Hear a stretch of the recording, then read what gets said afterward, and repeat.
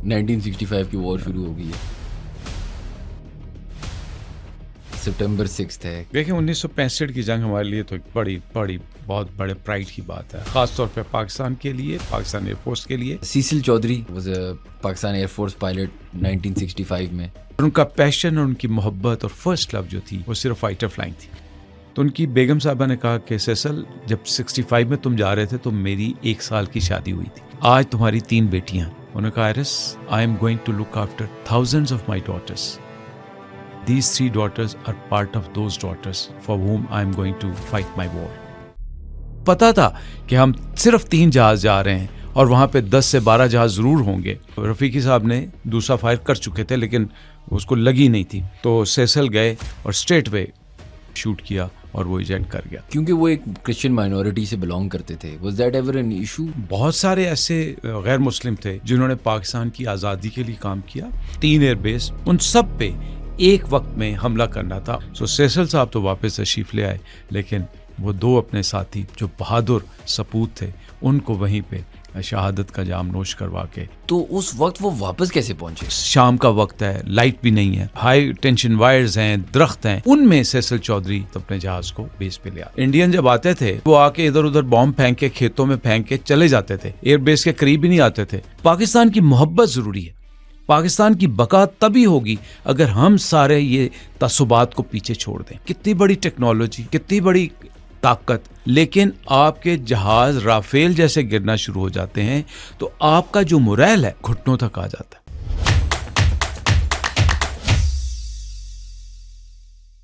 अस्सलाम वालेकुम everyone and welcome to another episode of how does it work, a podcast by pro Pakistani. हमारे बहुत खास मेहमान is back on the podcast, Arshad Malik sahab. बहुत बहुत शुक्रिया, आपने हमें वापस टाइम दिया। बहुत शुक्रिया, thank you, good to be with you always. Sir, और आज 6 सितंबर के लिए हमने कहा हम एक स्पेशल पॉडकास्ट करें, और एक स्टोरी है जो मुझे काफ़ी इंटरेस्टिंग लगी, जो मुझे थोड़ी सी समझ आई। मैंने कहा मैं आपसे डिटेल में समझूं। Cecil Chaudhry was a Pakistan air force pilot 1965 में, अ बिग पार्ट ऑफ 6 सितंबर। और ये स्टोरी इसलिए भी इंटरेस्टिंग है क्योंकि वो एक ह्यूमैनिटेरियन थे। वो इसलिए भी इंटरेस्टिंग है क्योंकि वो एक माइनॉरिटी रिलीजन से बिलोंग करते थे, वो क्रिश्चियन। इसलिए भी इंटरेस्टिंग है क्योंकि ऑब्वियसली उस जंग में उनका बहुत बड़ा हिस्सा था। तो शुरू में इससे करना चाह रहा था, tell me little bit about the man Cecil Chaudhry before the war in 1965। कैसे थे, क्या उनकी पेडिग्री थी, किस लेवल ऑफ ऑफिसर थे जंग से पहले? शायद थोड़ा सा बचपन से शुरू करते हैं, Done. बिकॉज वो बहुत ही बड़े लीडर थे। मेरा मानना ये, बहुत बहादुर आदमी थे। एक ऐसा आदमी था जिसकी आंखों में चमक थी और जिसकी आंखों में अज़्म था, और जिसने इस मुल्क के साथ वो वफा की जो हमारे लिए एक काबिल तकलीद और काबिल मिसाल है। चकवाल के गांव में पैदा हुए। उनके जो दादा थे उन्होंने एजुकेशन में बड़ा काम किया, उस गांव में एक मिशनरी स्कूल बनाया। फिर वो लाहौर आ गए, तो उनके वालिद के बहुत मशहूर आदमी थे और बहुत पाकिस्तान के, जैसे कहते हैं ना, मोहब्बत करने वाले आदमी थे। वो एक बेसिकली साइंस टीचर थे सेंट एंथनी स्कूल में, लेकिन उन्होंने अपने कैमरे की लेंस से आज़ादी पाकिस्तान का सारा नक्शा कैप्चर किया और उसमें उनकी बड़ी खिदमत थी। और वो प्रॉब्ली पाकिस्तान के पहले प्रेस फोटोग्राफर थे, जिसकी वजह से जो उनकी जो काम था उसको देख के फैज़ अहमद फैज़ जैसे बड़े लोगों ने और इफ्तिखारुद्दीन जैसे लोगों ने कहा कि आप साइंस को छोड़ें, पढ़ाने को छोड़ें, और आप फोटोग्राफी जो है उसको आप अपना प्रोफेशन बनाएं। So he was associated with Pakistan time, और वही जो वफा बेटे ने की अपने मुल्क के साथ, वो चूँकि एक बताया सबक बाप की तरफ से था, तो उन्होंने आखिर वक्त द पाकिस्तान टाइम्स नहीं छोड़ा, और उसी वजह से उनको प्राइड ऑफ परफॉर्मेंस भी मिला। सो ये उनकी ग्रूमिंग और ब्रॉटअप थी। बेसिक तालीम चूँकि वालिद सेंट एंथनी स्कूल लाहौर में पढ़ाते थे, वहीं से ली। फिर वहाँ से FC कॉलेज चले गए। अब जो मैं बात आपको बताना चाह रहा था कि जो बचपन से उनको बताया गया, हालांकि वो एक क्रिश्चियन थे, बट वो बड़े अच्छे वक्त थे और उन जैसे लोग भी बड़े अच्छे थे। तो उनको जो उनके प्रिंसिपल थे, फादर जो थे उनके, ब्रेंडस शायद उनका नाम था, तो उन्होंने उन्हें बताया कि 1948 में जब पाकिस्तान बना तो उन्होंने बच्चों को कहा कि पाकिस्तान का जो तराना है वो आपने याद करना, वरना कैनिंग होगी, बिकॉज उन दिनों तो सज़ा कैनिंग ही 2-4 कैनिंग हो जाती थी। तो वो वतन का जो जज्बा उनको पैदा हुआ उस वक्त से। और फिर एक ब्राइट स्टूडेंट थे, पढ़ाई में बहुत अच्छे, एक्स्ट्रा करिकुलर एक्टिविटीज़ में बहुत अच्छे, स्पोर्ट्स में आगे आगे। और उन्होंने ग्लाइडिंग ज्वाइन की, एयर स्काउट ज्वाइन किया, और 12 साल की उम्र में सोलो उन्होंने ग्लाइडर को उड़ाया। और उस वक्त जो जनरल सिकंदर मिर्ज़ा थे, उनसे ग्लाइडिंग विंग लिया। सो उनका पैशन जो था या मोहब्बत जो थी, वो फ्लाइंग से डेवलप होना शुरू हो गई। और उनका कहना यह था कि अगर आसमान सबके लिए यकसा है, तो मेरे लिए मेरे ख्वाब क्यों कैद हो सकते हैं? कोई मज़हब, कोई धर्म, कोई इससे मानी नहीं रखता। और उनका पैशन और उनकी मोहब्बत और फर्स्ट लव जो थी, वो सिर्फ फाइटर फ्लाइंग थी। एक और उनके बारे में, उनकी बेटी माशाल्लाह वो लाहौर में सेटल हैं, वो भी अगेन फलाह बहबूद का बहुत अच्छा काम कर रहे हैं, अपने बाप की और वालदा के नाम से फाउंडेशन बना रही। तो वो याद करती हैं, वो कहती हैं कि उनको एक प्राइज़ डिस्ट्रीब्यूशन में जनरल आज़म खान ने कहा कि young man, we would love to have you in army. तो उन्होंने कहा, sir why army? I would love to join Pakistan air force as a fighter pilot. अब उनकी उम्र 15-16 साल थी। So this is Cecil Chaudhry which we are talking about, and this is the person whom we are admiring. और उनके लिए जब air force उन्होंने ज्वाइन किया था, उस टाइम में नया नया पाकिस्तान बना था। ऑब्वियसली पाकिस्तान की बुनियाद भी religion was a big factor in it, क्योंकि वो एक क्रिश्चियन माइनॉरिटी से बिलोंग करते थे। Was that ever an issue for him in the air force? नहीं, देखिए, जो उस वो वक्त बड़े अच्छे थे, जैसे मैंने पहले कहा। उस वक्त मुल्क से मोहब्बत, वतन से मोहब्बत, मट्टी से मोहब्बत। और वो बहुत सारे ऐसे गैर मुस्लिम थे जिन्होंने पाकिस्तान की आज़ादी के लिए काम किया।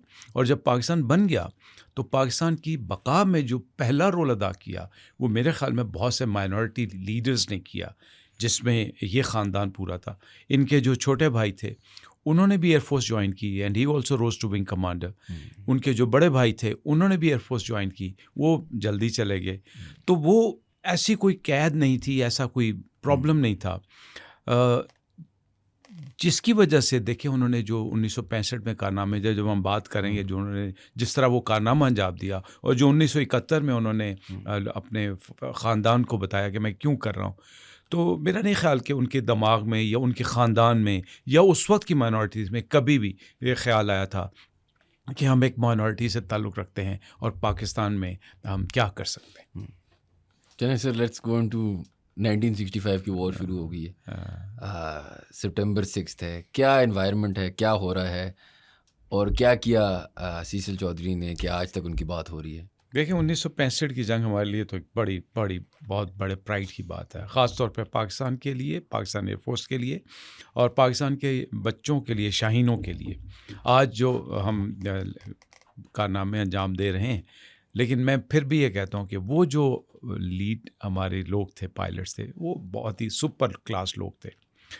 सेसल चौधरी जब अपनी फ्लाइंग ट्रेनिंग मुकम्मल करते हैं PF अकेडमी रसालपुर से, तो ये यंग एज में ही इनको बहुत अच्छा एक्सपोजर मिला। जब उनसे पूछा जाता था कि आपके रोल मॉडल क्या थे, तो सेसल चौधरी एक अच्छा रीडर था।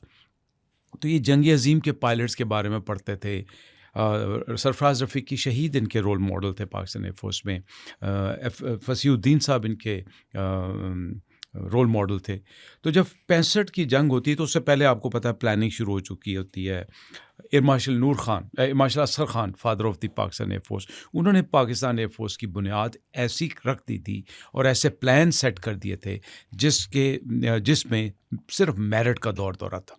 तो सेसल चौधरी जैसे लोग जो कि बहादुर थे, जो कि फ़ाइटर पायलट सही मानों में अज़्म रखते थे और जिनमें प्रोफेशनल कैपेबिलिटी, ये लोग ही आगे आ रहे थे। बिकॉज़ असर खान जैसे जो लीडर थे, उन्होंने कभी डिसिप्लिन पे और कभी प्रोफेशन पे कॉम्प्रोमाइज़ नहीं किया था। और वही लॉट जब उन्होंने ग्रूम करके लेके आई, तो ये वो लोग थे। जब असर खान साहब CNC थे, तो ये लोग स्क्वाड्रन कमांडर्स थे और ये बड़े यंग लड़के थे। ये फ्लाइट लेफ्टिनेंट थे जब 1965 की वॉर होती है। तो जो जंग के प्लान है वो मार्शल रहीम ख़ान जब उस वक्त यंग थे, एक कमोडोर थे, और मार्शल असगर खान सर ने ऑर्केस्ट्रेट किया। तो आपको याद होगा कि जंग के फ़ौरन बाद या जंग के दौरान ही जंग से थोड़ा सा पहले ये मार्शल नूर खान टेक ओवर करते हैं। तो प्लान्स तो वही हैं। तो एक बड़ा प्लान जो था पाकिस्तान का वो था प्रीएम्प्टिव स्ट्राइक्स का, जिसमें कुछ 46 जहाज़ों की एक टुकड़ी जानी थी, जिन्होंने 3 एयरबेस पठानकोट, हलवाड़ा, आदमपुर और कुछ 4 रेडार थे, उन सब पे एक वक्त में हमला करना था। और वो शाम का वक्त तय हुआ था 5:05 का। उसके लिए मौड़ीपुर, कराची से, सरगोदा से और पेशावर से जहाज़ उड़ने थे। आपको पता है कि जब जहाज़ों की मूवमेंट होती है तो आखिरी मौके पे मशीन है तो अनसर्विसिबिलिटीज़ आ जाती हैं। तो बदकिस्मती से जब ये जंग शुरू हुई तो जब 6 सितंबर का, जिस दिन हमने ये प्रीएम्प्टिव स्ट्राइक करनी थी, उस दिन उन 46 जहाज़ों में से बहुत कम जहाज़ सर्विसिबल रहे। पहली जो 3 स्ट्राइक्स जानी थी, बाकी रडार्स की भी हो गई। जो मेन स्ट्राइक्स थी जो कि एयर बेसिस पे जानी थी, उसमें पठानकोट की कमोडोर मरहूम गाजी नोज़ी हैदर हम कहते हैं उनको, तो उनकी बड़ी कामयाब थी। दूसरी गई MM आलम साहब की, जो कि आदमपुर पे गई। ये दोनों तो टाइम पे चली गई, लेकिन जो सरफराज रफ़ीकी शहीद ने लीड करनी थी फॉर्मेशन, वो भी 4 जहाज़ों पे थी, लेकिन जहाज़ तैयार नहीं थे। तो पहली ये स्ट्राइक्स चली गई। पठानकोट की तो कामयाबी के उन्होंने कारनामे अंजाम दिए जो सारी दुनिया को पता है। आदमपुर की स्ट्राइक भी MM आलम साहब जब लेके जाते हैं तो उनको भी इनकाउंटर करते हैं एनिमीज़ के जहाज़, और वो जहाज़ उनको तो शूट कर देते हैं, लेकिन एयर बेस पे नहीं पहुंच सकते। अब जहाज़ दोनों फॉर्मेशंस जा चुकी हैं। ये चारों बंदे जहाज़ बेस फ्लाइट लाइंस पे जहाज़ों का इंतज़ार करें। अब जब जहाज़ तैयार हो रहे होते हैं तो सैसल चौधरी के बकौल मैंने ख़ुद सुना उनसे कहते हुए, उन्होंने कहा कि 5:05 हो गए थे और जहाज़ तैयार नहीं थे। उन्होंने सैसल चौधरी से कहा कि सर जहाज़ तैयार नहीं है, 5:05 हो चुके हैं और अब ये वक्त है जब अटैक हो रहा होगा। तो सैसल चौधरी सरफराज रफ़ीकी कम गो थे, बुर्दबाज थे, बड़े ग्रेट आदमी था, अल्लाह उसको मगरी के रहमत करे, शहीद आदमी है। उन्होंने चुप रहे। फिर सैसल चौधरी ने कहा कि सर अब तो अटैक हो चुका और अब जब तक हम जाएंगे तब तक दुश्मन तो हवा में होगा। तो उन्होंने कहा सैसल तुम कहना क्या चाह रहे हो? उन्होंने कहा सर रिव्यू ना कर लें। बैकग्राउंड में ये था, मैं आपको वैसे बता रहा हूँ कि बैकग्राउंड में बेस के ऊपर ये ऑलरेडी बात चल रही थी कि जहाज़ चूँकि कम हो रहे हैं, तो जो बेस कमांडर, स्टेशन कमांडर थे, उन्होंने एयर हेडक्वार्टर्स को कहा कि इसको रिव्यू कर लेते हैं। बट एयर मार्शल रहीम ख़ान और एयर मार्शल नूर ख़ान ने कहा नहीं, हम प्रीएम्प्टिव स्ट्राइक करेंगे और हम दुश्मन को मौका नहीं देंगे। तो सैसल कहते हैं कि इतने में पता चला जहाज़ तैयार होंगे। तो सैसल और रफ़ीकी में थोड़ी सी एक डिस्कम्फर्ट आ चुकी थी।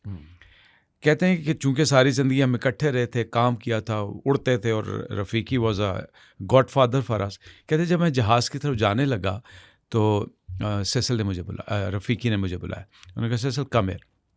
मैं उर्दू में बताता हूँ। उन्होंने कहा देखो, हम जिस मिशन के लिए जा रहे हैं वो इस मुल्क की बका के लिए बड़ा ज़रूरी है। अगर तुम नहीं जाना चाहते हो तो मेरे पास और पायलट्स हैं। तो सैसल ने हंसकर कहा कि सर ये जान इस मुल्क के लिए है और मैं इस मिशन के लिए बिल्कुल तैयार हूँ। तो एक बड़ा मशहूर एल्फ्रेड का एक स्लोगन था या पोइम सी आती है जिसमें there is not to make a reason, there is not to make a reply, there is but to do and die. कि हम सैसल को उन्होंने कहा कि मुझे पता है कि हम वन वे मिशन के लिए जा रहे हैं और मुझे पता है कि तुम और मैं शायद वापस ना आ सकें। इनकी शादी को 1 साल हुआ था। तो सरफराज रफ़ीकी ने सैसल को ये भी कहा, अगर मैं वापस ना आया तो ठीक है, अगर मुझे सिर्फ़ एक दुख है कि आयरस मुझे ये ना कहे, यानी उनकी बेगम साहिबा ये ना कहें कि रफ़ीकी तुम सैसल को ले गए थे और वो वापस नहीं आया। तो कहता है जब वापस तुम आ जाओ तो आयरस को ये बता देना। तो ये वो जज्बा था और ये वो मोहब्बत थी वतन के लिए, और इस जज्बे के तहत ये तीनों सैसल, सरफराज रफ़ीकी और यूनुस हसन शहीद जाते हैं। और फिर आपको पता है जब ये टेक ऑफ करते हैं तो वही होता है कि वहाँ पे 10 हंटर इनका इस्तकबाल करने को तैयार हो रहे थे, या कुछ ऐसे जहाज़ थे जो वो टैक्सी भी कर रहे थे। तो बाय द टाइम ये जहाज़ पहुंचते हैं तो तकरीबन 50 मिनट लेट हो चुके थे। जब ये टेक ऑफ करते हैं तो आलम साहब की, रफ़ीकी साहब को कॉल आती है कि watch out, there are hunters up in air. तो दैट मीन्स के they all knew it, but वो मिशन इतना ज़रूरी था और इनको पता था कि हम वन वे मिशन के लिए जा रहे हैं, और इनको पता था कि हम सिर्फ 3 जहाज़ जा रहे हैं और वहाँ पे 10 से 12 जहाज़ ज़रूर होंगे। और वही हुआ, जैसे इन्होंने पुल अप किया तो सरफराज रफ़ीकी साहब ने पहला निशाना लिया और एक हंटर को शूट किया। जब वो दूसरे के लिए जा रहे थे तो सेसल उनके पीछे थे। जब वो दूसरे को शूट करने लगे तो उनकी गन्स जैम हो गई। अब by all calculations he is handicap, is sitting duck, but एक लीडरशिप और एक एग्जाम्पल और एक सपोर्ट और ये एक मैसेज अपनी टीम को देना था कि मैं तुम्हारे साथ हूँ।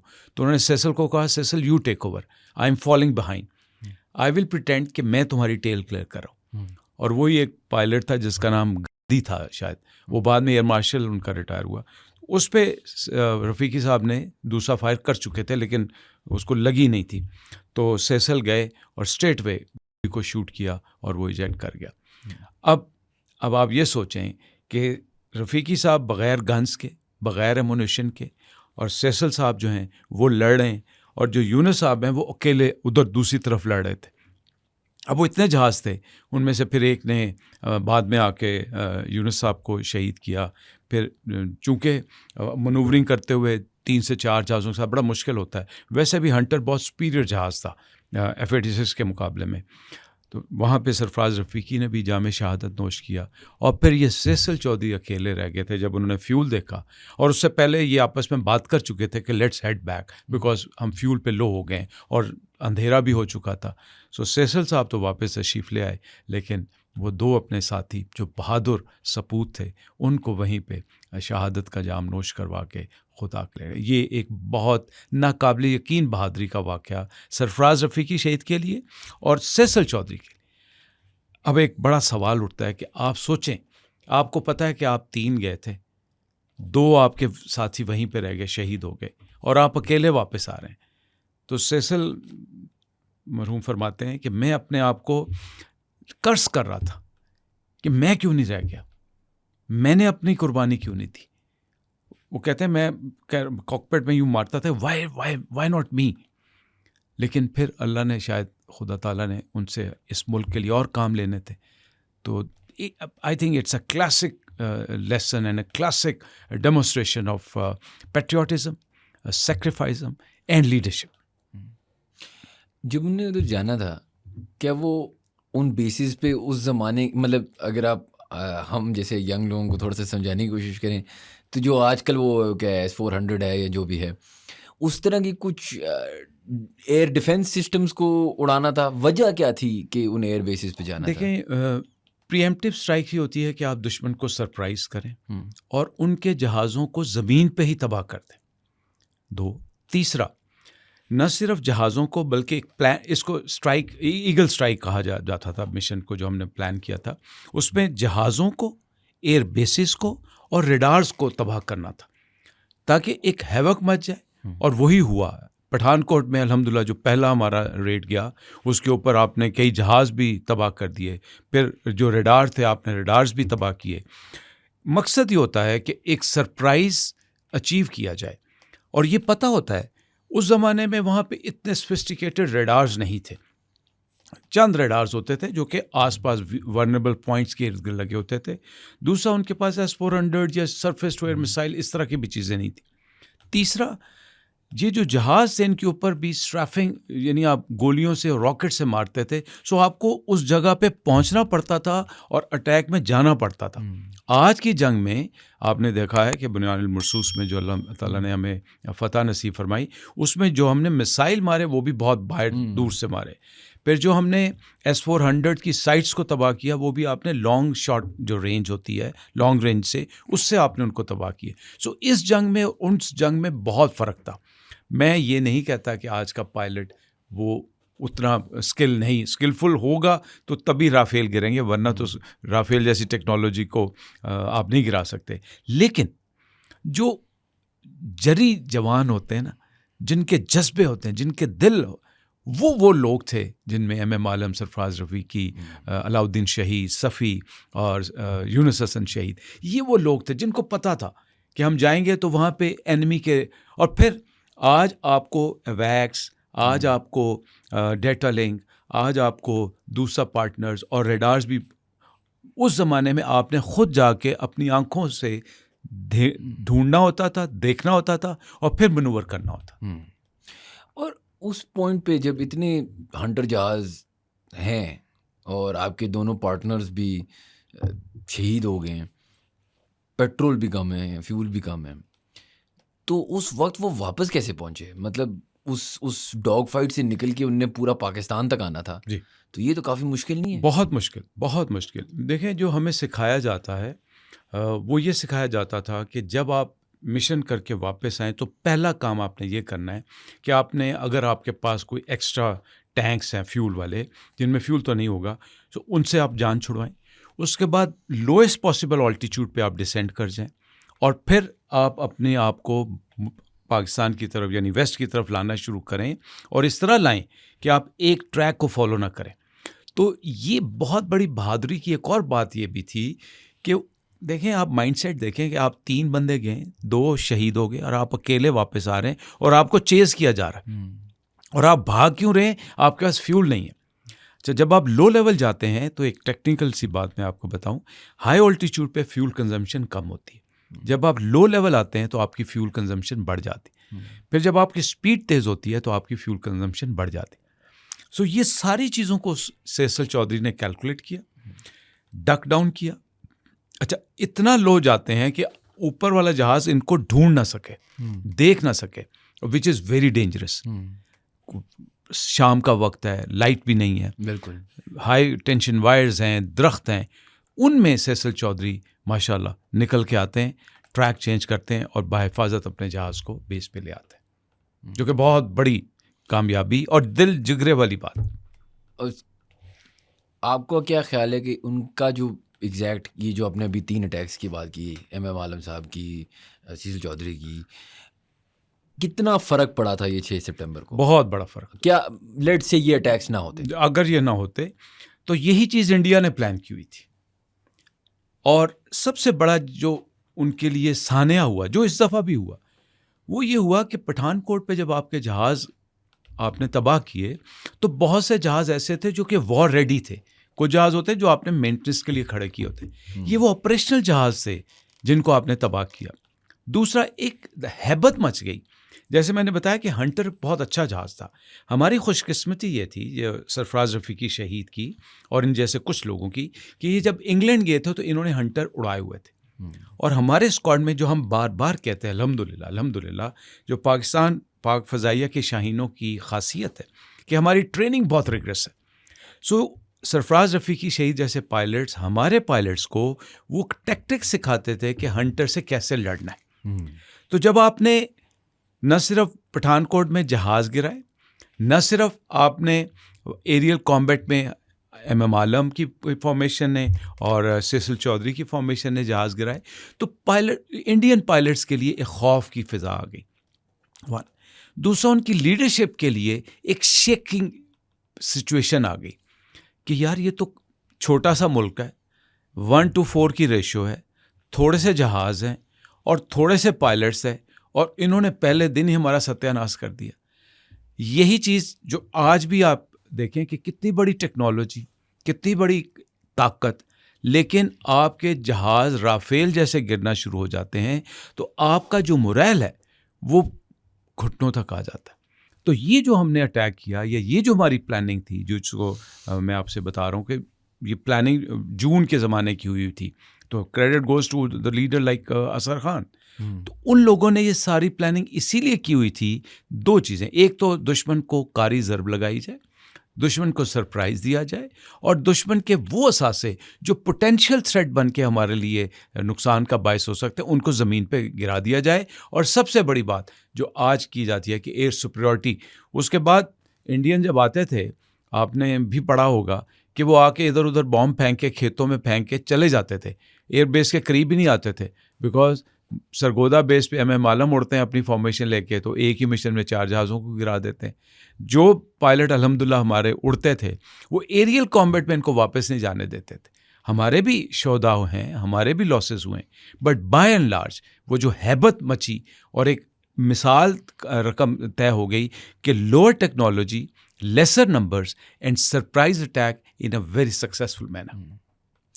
क्या आपको लगता है कि अगर 6 सितंबर ना हुआ होता और ये सारी इंसिडेंट्स एयरफोर्स एंड अदरवाइज ना हुए होते, could we have lost a part of Pakistan? ये बात I think a lot of times 65 की वॉर में बहुत सारे लोग शायद ये रियलाइज़ नहीं करते कि जब हम डिफेंस डे मनाते हैं तो कितना वाकई डिफेंस आपको बिल्कुल ये बहुत पर्टिनेंट बात है, शायद आपको बिल्कुल आपको पता है कि इंडियन जर्नल ने क्या कहा था कि we are almost there and will have evening tea at defence, कौन सा क्लब है, जिमखाना।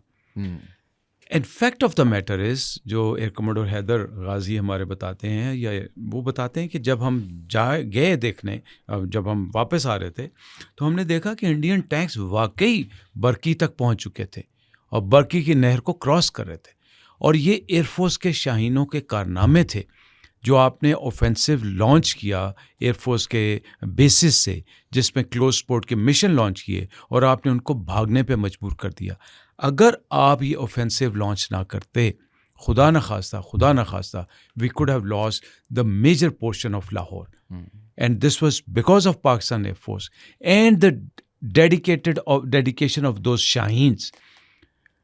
आपको एरियल बैटल और भी बड़ी मशहूर हैं, जिसमें शरबत अली चंगेज़ी की बड़ी मशहूर बैटल है, जो कि हवा में लाहौर के ऊपर जब नीचे से नारे लग रहे थे।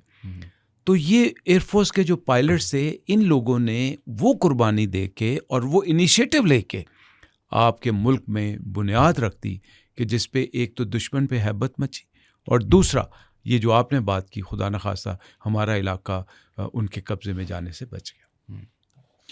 जब सीसल चौधरी वापस आते हैं, MM आलम वापस आते हैं, हमने उन पे भी बात की हुई है प्रीवियस पॉडकास्ट में। जब ये सब रिटर्न होते हैं, एक तो वो शहीद हैं हमारे जिनको हम हमेशा याद रखेंगे, लेकिन जब एक लिविंग हीरो वापस आता है तो ये भी एक डिफरेंट, क्योंकि शहादत ऐसी है कि वो आपको इमोर्टलाइज कर देती है एक किस्म की। सीसल चौधरी, MM आलम, ये तो लिविंग हीरोज थे। ये जो लेजेंड्स थे, इनकी आगे ज़िंदगी बताएं, क्या किया सीसल चौधरी ने एयरफोर्स में, कैसी उनकी क्या इज्जत मिली उन्हें और MM आलम को जब वो। देखें, हमारे यहाँ सबसे पहले उस ज़माने में, इस दफ़ा थोड़ा सा हमने ट्रेंड चेंज किया, उस वक्त ये था कि फ़ौरन इनके लिए सितारे जुर्रत, जो कि सबसे बड़ा एजाज़ था, और सितारे बसालत, हिलाल जुर्रत, जो गैलेंट्री अवार्ड्स थे, वो फ़ौरन अनाउंस हुए और फ़ौरन पहना भी दिए गए। शहादत और इन जैसे सैसल रफ़ीकी शहीद, यूनुस हसन शहीद और बड़े जो शहीद थे, इनका लॉस बहुत बड़ा लॉस था। मैंने आपको पिछले प्रोग्राम में बताया था कि बेस पे एक ग्लूमी सी फ़िज़ा होती है, आपको एक सेंस ऑफ सेटिस्फेक्शन तो होती है कि आपने इतने जहाज़ गिरा दिए, और वो जहाज़ गिराने का होता है कि एक टीम होती है, असेसमेंट टीम होती है, और हमारे चूँकि अमेरिकन जहाज़ है, तो अमेरिकन पैटर्न के ऊपर वो टीम उसी वक्त बैठ के उनकी फिल्म्स को असेस करके अवार्ड करती है कि ये जहाज़ गिर गया, उस कैमरास में आ जाता है। तो ग्लूमीनेस तो थी, एक डिमोरलाइजिंग फैक्टर तो था। लेकिन जब इस किस्म के शहीद, इस किस्म के जो गाजी जब वापस आते थे और जब ये आके अपनी नरेटिव देते थे और वो कंफर्म होती थी, तो फिर मोरल बढ़ जाता था। फिर पाकिस्तान में अल्हम्दुलिल्लाह पाकिस्तान एयरफोर्स के टेक्नीशियन, सिविलियन, इतना जज्बा होता है। आज भी मैं सलूट पेश करता हूँ। आज हम उन लोगों को एक्नॉलेज नहीं कर पाते। बहुत से अनसंग हीरोज़ होते हैं जो बेचारे जो गन्स लोड करते हैं, जो गन्स को उठा के दिन रात वहीं बैठे रहते हैं। तो इस तरह के बड़े अनसंग हीरोज़ होते हैं। तो जब MM आलम साहब, जैसे हमने लास्ट टाइम डिस्कस किया था, तो वो उनको कोर्सेज कराते हैं, बाहर लेके जाते हैं, जो then he continue to live as a retired as air commodore. Cecil Chaudhry ने जो कमांड किए, बेस्ट कॉम्बैट कमांडर स्कूल जो हमारा सरगोदा का, वो कमांड किया। उसके बाद वो इराक़ गए एज एयर अटैचे, और उसके बाद उन्होंने 71 में again as a legend fly किया। और आपको शायद एक बड़ी दिलचस्प मैं बात बताऊं कि वो जो मोहब्बत, जज्बा और कुर्बानी और वतन से मोहब्बत ख़ास तौर पे, और बिला तफरीक व मज़हब, बिला तफरीक व रंग, 1971 में एक मिशन के दौरान ज़फ़रवाल सेक्टर था शायद, वहाँ पे आर्मी की गन्स से इनको शूट कर दिया गया। गन्स लग गई। और ये हो जाता था उस ज़माने में, जैसे मैंने कहा कि इतनी कोऑर्डिनेशन नहीं थी, रेडार्स नहीं थे, इसलिए आर्मी के लोग जब जहाज़ देखते थे तो वो डरते भी थे कि ये साढ़े थे आके गोलियां ना मार देवे, तो वो नीचे से एक एक फायर करते थे। तो उस सेक्टर में इनको ट्रिपल जो गन्स लगी तो इनको इजेक्ट करना पड़ा, और बकौल इनकी कुछ रिब्स, ज़ाहिर है जब आप इजेक्ट करते हैं तो थाउजेंड्स ऑफ पाउंड का रॉकेट आपको जहाज से बाहर फेंकता है, तो ये ज़ख्मी हो गए। But hats off to this man and hats off to his bravery कि next day he was back in operations and he flew, supposedly एक फिगर्स है, मैं गलत भी हो सकता हूँ, 7 से 14 मिशन उसके बाद इन्होंने फ्लाई किए विद ब्रोकन रिब्स। ये तो 1971 में ही बिकेम अ हीरो। उसमें भी इन्होंने SU-7 को एक शूट किया।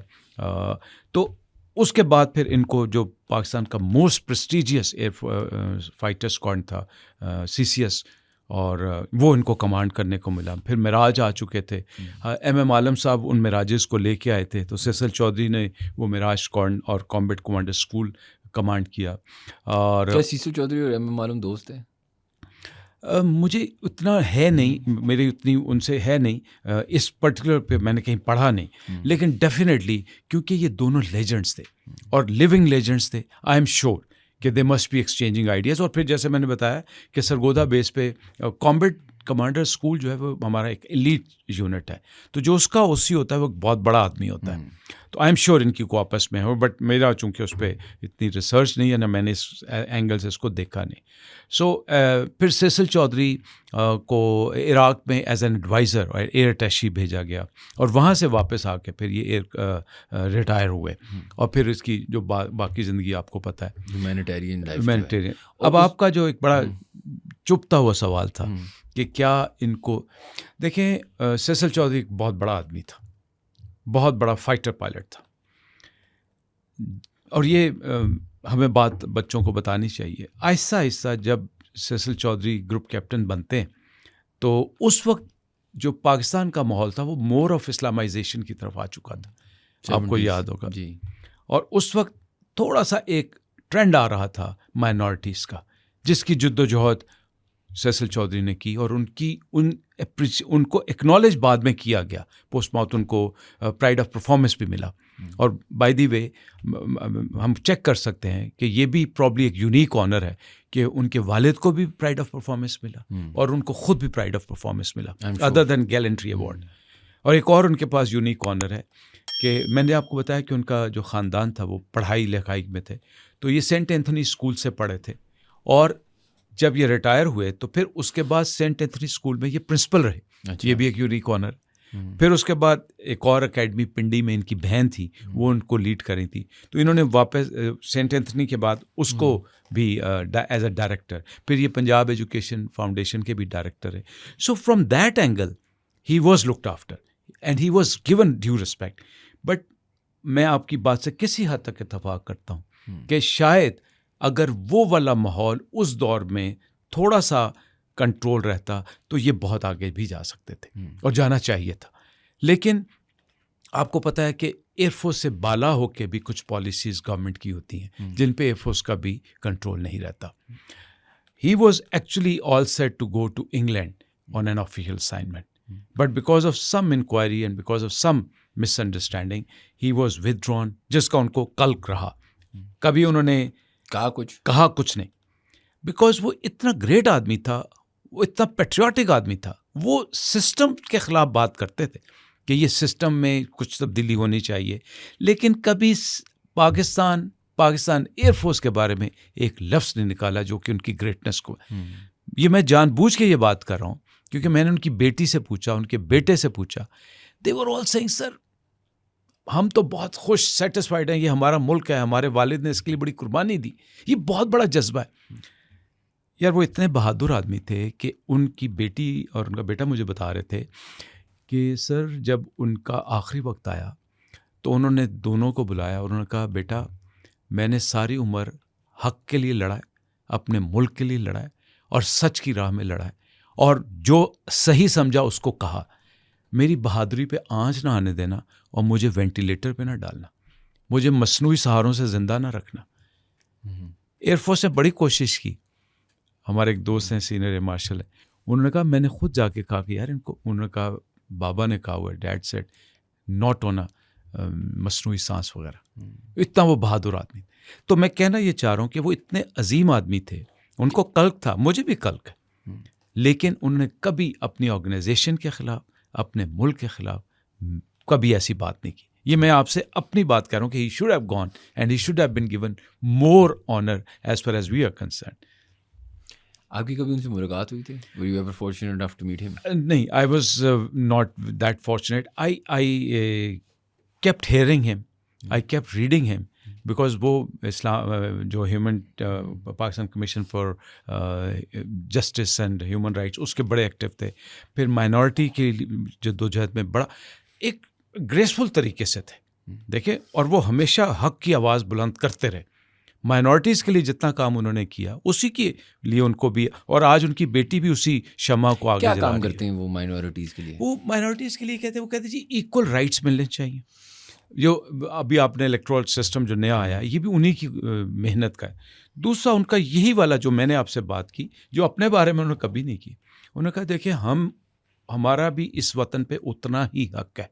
जैसे मैंने पहले कहा कि ये जो सूरज है, ये आसमान पे जो सूरज है, सबके लिए यकसा है, तो फिर मेरे ख्वाबों के ऊपर कैद क्यों हो? ये देखें, माइनॉरिटीज़ को कहीं ना कहीं एहसास होता है कि हमें साइडलाइन किया जाता है, ये हमें वो पक्ष नहीं दिए जाते जो कि एक नॉर्मल मुसलमान को दिए जाते हैं। ऑल्दो कोशिश पूरी होती है कि इस इम्प्रेशन को दूर किया जाए। आज भी हमारे पायलट्स हैं, हिंदू पायलट हैं, आर्मी में भी हिंदू हैं, एयरफोर्स में सिख भी हैं, आर्मी में भी सिख लोग हैं, लेकिन कहीं ना कहीं कोई ना कोई बायसेस आ सकता है और आ जाता है।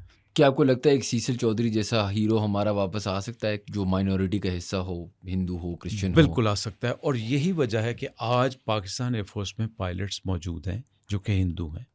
और मैं आपको बड़ी ज़िम्मेदारी के साथ सैसल चौधरी के बारे में जो बात कर रहा हूँ कि सैसल चौधरी साहब ने आखिर वक्त तक ये कहा कि Pakistan air force was my first love, Pakistan air force always honoured me and I will continue to stay obliged towards Pakistan air force. और जिस तरह हमने उनको इज़्ज़त दी, जिस तरह उनका फ्यूनरल हुआ, जो आज सैसल चौधरी के नाम पे एक रोड भी है लाहौर में बड़ी मशहूर, तो ये, और जो उनके बच्चों को हम इज़्ज़त देते हैं, हमारे लिए वो अपने बच्चों से ज़्यादा, क्योंकि वो एक हीरो का। एक और बड़ी दिलचस्प मैं आपको बताऊं कि 1971 में सैसल चौधरी साहब की 71 में 3 बेटियां थी, बेटा उनका बाद में हुआ। तो उनकी बेगम साहबा ने कहा कि सैसल, जब 65 में तुम जा रहे थे तो मेरी 1 साल की शादी हुई थी और मैं अकेली थी। आज तुम्हारी 3 बेटियां हैं, तो ज़रा सोच के जाना। तो सैसल चौधरी ने उन्हें पता क्या कहा? उन्होंने कहा, Iris, I am going to look after thousands of my daughters. These 3 daughters are part of those daughters for whom I am going to fight my war. तो जब ये हम किस्से पढ़ते हैं, जब इस तरह के बंदों की हम मिसाल देते हैं अपने पायलट्स को, तो क्यों नहीं हमारी माइनॉरिटीज़ भी ऊपर आएंगी इंशाल्लाह। इंटरेस्टिंग है ना कि ह्यूमैनिटेरियन भी थे, उनने इतना पाकिस्तान के लिए किया, और माइनॉरिटी भी थे। क्योंकि मैं ये सोचता हूँ कि इंटरेस्टिंग इस तरह के, हमने एम ए मालूम पे बात की, जिन लोगों ने पाकिस्तान को बचाया, कोई बांग्लादेश से उनका रिलेशन था, कोई क्रिश्चियन माइनॉरिटी से बिलोंग करते थे। तो एक लिहाज से इंटरेस्टिंग इस तरह है कि इत्तेफाक है या जो भी है कि हमारे बहुत बड़े हीरो जो आज, जिसकी वजह से शायद आज लाहौर में पाकिस्तान का हिस्सा है, वो नहीं है सुन्नी मुसलमान पंजाबी जो हमें लगता है। तो ये भी एक यूनिक एंगल है जो मुझे, जब आप हिस्ट्री देखते हैं तो आप सोचते हो कि क्या किसी तरीके से शायद मेहरबानी अल्लाह की कि आप आपको दिखा रहे हैं कि देखो कि आपके माइनॉरिटीज़ इतने बड़े, आपने अभी जिस तरह हमने आज बात की कि 6 सितंबर में ये 3 इतने बड़े वाक़ये हुए जिसकी वजह से शायद पाकिस्तान के कुछ टुकड़े ना टूटे, उनमें जो बंदे इन्वॉल्व हैं वो आज की तारीख में बहुत सारे पाकिस्तानी उनको शायद पाकिस्तानी ही ना माने ना, या उनको इक्वल ना माने चलें। और ये आई थिंक इंटरेस्टिंग है क्योंकि Cecil Chaudhry is one of them, MM Alam is one of them, and so many more like this. तो पीटर क्रिस्टी हैं हमारे, मिडिल कोर्ट हैं। देखें शाहन, आप जो बात करें ना, इसमें 2 एंगल हैं। पहला एंगल तो ये, जब पाकिस्तान बनता है तो उस वक्त जो कायद आज़म रहमतुल्लाह अलैह की ज़ात है हमारे लिए, अल्लाह ताला उनको करवट करवट जन्नत नसीब फरमाए, उनकी बदौलत, उनकी लीडरशिप, उनके विजन, उनकी फरासत की वजह से हम आज़ाद हुए। उस वक्त कोई ऐसी चीज़ नहीं थी। हमने ये कहा था कि हम पाकिस्तान ऐसा मुल्क चाहते हैं जहाँ मुसलमानों के लिए जुदागाना हैसियत हो, लेकिन अक़लियतों को मुसावाती हकूक़ दिए जाएंगे। और बहुत उन्होंने जिद्दोजहद की। दूसरा पॉइंट, अगर आप सोचें तो हिस्ट्री के मुताबिक, और फैक्ट भी है कि बंगालीज़ ने जितनी कुर्बानी दी और जितनी जिद्दोजहद की, शायद पंजाब के बड़े लोगों ने उस वक्त उतना हिस्सा नहीं डाला। तीसरी बात, आज मैं और आप बात कर रहे हैं, हमने पहले MM आलम पे बात की, आज हम सीसल चौधरी पे बात कर रहे हैं। अभी हमने रफ़ीकी शहीद पे बात नहीं की, अभी हमने हैदर साहब पे बात नहीं की, अभी हमने अलाउद्दीन पे नहीं की, सफ़ी पे नहीं की। सो हम एक्नॉलेजमेंट उन लोगों के लिए कर रहे हैं जिन्होंने इस मुल्क के लिए कुर्बानी दी। हमने कोई धर्म, कोई दीन की बात नहीं की, हमने सिर्फ पाकिस्तान की बात की। मेरे ख्याल में जो आप बात करो बेटा, मुझे आपसे पहली दफ़ा मैंने आपसे कहा था कि इस पे काम करना है, and I am very happy that you doing this. Is what is our job. We have to make this nation realise कि ये, अगर हम इन धड़ों में पड़ गए, अगर हम सुबाइयत में पड़ गए, अगर हम ज़ात पात, सुन्नी शिया तो बहुत परे की बात है, अगर हम इसमें पड़ गए तो हमारा सर्वाइवल नहीं है, खुदा न खास्ता। हमें होश के नाखून लेने, हमें मिल बैठना होगा और ये सोचना होगा कि पाकिस्तान की बका के लिए मैं ज़रूरी नहीं हूँ, पाकिस्तान की बका के लिए आप, माज़रत के साथ, इंडिविजुअल ज़रूरी नहीं है, कोई ज़ात, कोई मज़हब ज़रूरी नहीं है। पाकिस्तान की मोहब्बत ज़रूरी है। पाकिस्तान की बका तभी होगी अगर हम सारे ये तसुबात को पीछे छोड़ दें। और उस वक्त कोई ऐसा तसुब नहीं था। हम जब मैं आपकी उम्र से, आप तो मुझसे बहुत छोटे हो, हमने भी अपनी आंखों से देखा उस वक्त ये शिया, सुन्नी, हिंदू, सिख, कोई ऐसी, क्रिश्चियन, कोई बात नहीं होती थी।